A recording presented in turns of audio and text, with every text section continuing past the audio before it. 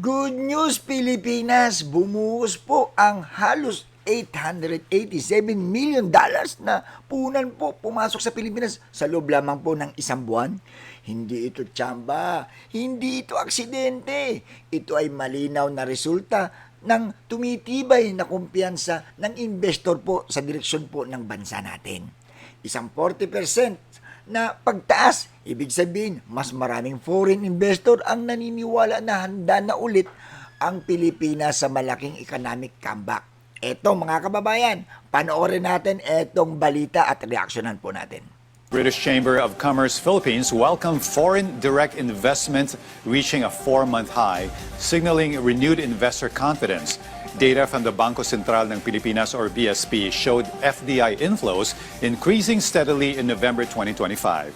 The BCCP said this trend points to a potential economic rebound in 2026 after slower growth in 2025. Government forecasts project GDP growth of around 5%, driven by consumption, services, and remittances. Analysts see stronger FDI and market confidence as key indicators that the Philippines economy is regaining momentum.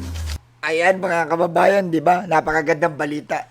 Ito po, ayon po sa economic experts, kapag maayos ang pamamalakad at malinaw ang economic policies, kusa pong dumarating ang investors. At sa ilalim po ng liderato po ng ating mahal na Presidente, Bongbong Marcos, unti-unting bumabalik na po ang lakas ng ekonomiya. Mas maraming puhunan, mas maraming negosyo, mas maraming trabaho, mas maraming Pilipino ang magkakaroon ng mas maayos na buhay.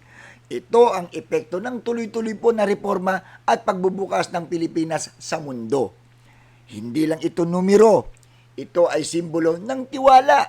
Tiwala sa pamumuno, tiwala sa direksyon, at tiwala sa bagong Pilipinas.